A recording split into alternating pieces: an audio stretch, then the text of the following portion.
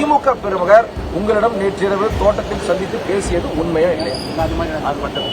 ஒரு நிமிடம். பேரம் பேசியது உண்மையா? நான் அதை நீங்க கேக்குறீங்க, எதை வைத்து இந்த கேள்வியை கேக்குறீங்க? நான் உங்களை கேக்குறேன். அது இல்லைங்க, நீங்க எதை வைத்து கேக்குறீங்க?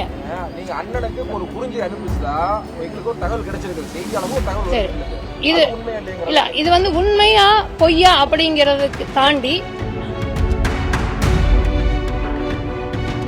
திமுக தரப்பு உங்கள்ட்ட யாரும் பேசல. இல்ல பேசினாங்களா பேசலையா? திமுக தரப்புல இருந்து யாரும் பேசல. பொதுவான நபர்கள் திமுக தரப்புல இருந்து தனிப்பட்டு இவங்க சொன்னீங்கன்னா எங்கூட 1000 பேர் பேசுறாங்க.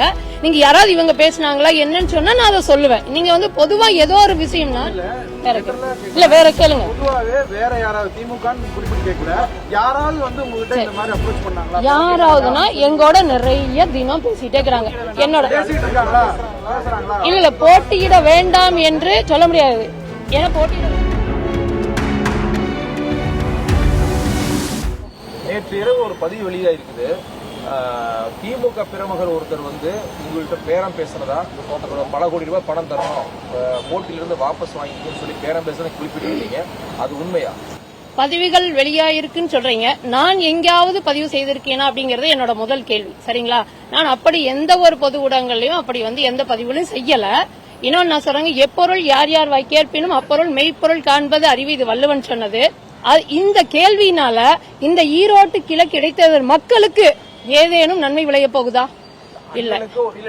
நீங்க வைக்கிறது ஒரு மிகப்பெரிய அலிகேஷன் வைக்கிறீங்க ஒரு கட்சி மேல. ஒருபோதும் நான் வைக்கவில்லைன்னு சொல்லிட்டேங்க.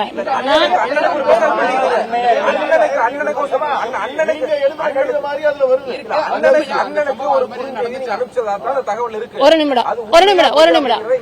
இது வந்து நீங்க அண்ணனிடம் கேட்க வேண்டிய கேள்வி. சரிங்களா? இல்ல யார் சொல்றாங்க? யார் சொல்றாங்க? இல்ல யார் சொல்றாங்கன்னு சொன்னீங்கன்னா நான் வந்து தெளிவா சொல்ல முடியும். இது நானும் அண்ணனும் பேசுறது அப்படிங்கறது தனிப்பட்டது. ஆனால் அதை வந்து பொதுத்தளத்தில் விவாதித்து அதனால இந்த மக்களுக்கு என்ன நன்மை வரப்போகுது, அதனால அது வந்து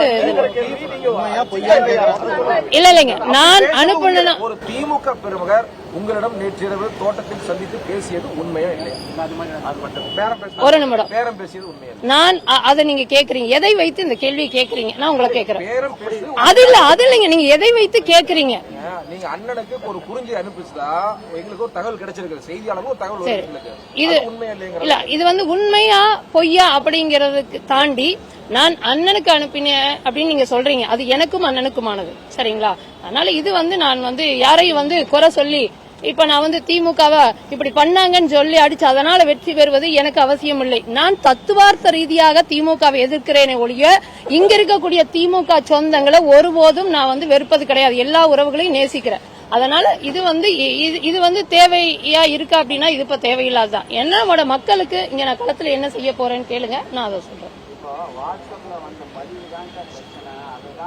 இல்ல அந்த பதிவுக்கு நான் பொறுப்பல்ல.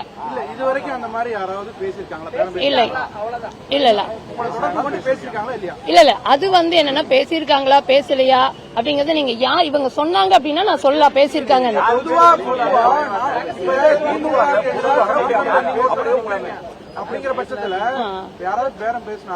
இல்ல பேசியிருக்காங்களான்னு இதை கேக்குறீங்க. இந்த கேள்வினால இந்த மண்ணுல ஏதாவது பயன் மக்களுக்கு விளைய போதாங்கிறது என்னோட கேள்வி.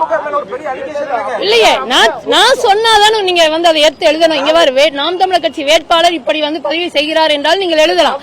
சரி, ஒரு நிமிடம். அது எவ்வளவு வேணா போடுவாங்க.